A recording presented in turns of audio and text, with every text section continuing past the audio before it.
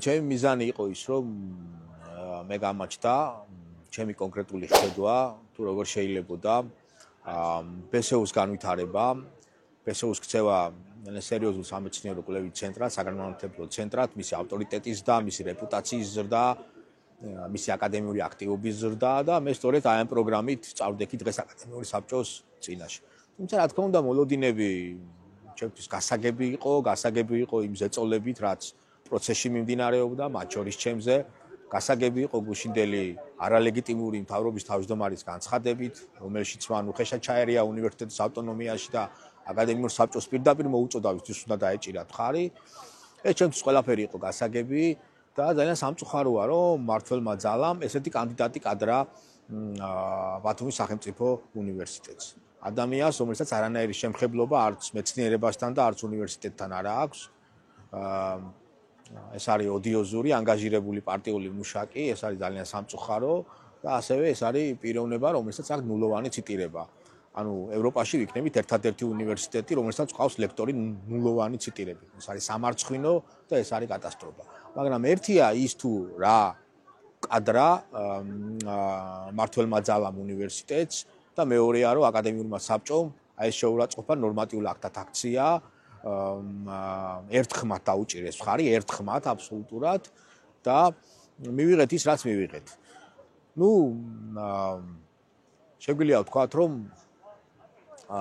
დღეს ბესეუ დასრულდა.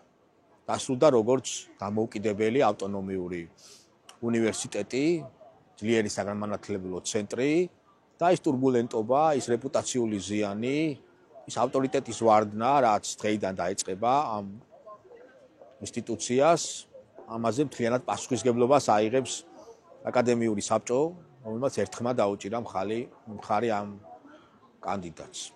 და ასევე რაც მთავარია, ყველაზე მთავარი არის ის, რომ მორალურ პასუხისგებლობას აიღებენ ისინი საკუთარ თავზე და სწორედ აი მორალური პასუხისგებლობის პრიზმაში გააგრძელებენ ჭყალებში თავის საქმიანობას უკვე არა უნივერსიტეტში, არამედ პარტიულ ქვესტრუქტურაში და პარტიული ნომენკლატურის თავშესაფარში. განლათლი ჩანდა, ყველაფერი იყო სახეზე, ის რაც მოხდა ეს არის კატასტროფა, ბუნებრივია. ადამიანს, რომელსაც არანაირი სამეცნიერო გამოცდილება, არანაირი საგანმანათლებლო გამოცდილება არ გააჩნია, წარმოადგინა პროგრამა, რომელსაც პროგრამასაც კი ვერ უწოდებ, რადგან იქ არაფერი კონკრეტული არ იყო წარმოდგენილი და მთელი რიგი სხვა დარღვევები, რა თქმა უნდა, ამის ფონზე მოლოდინები იყო ბუნებრივია ის, რომ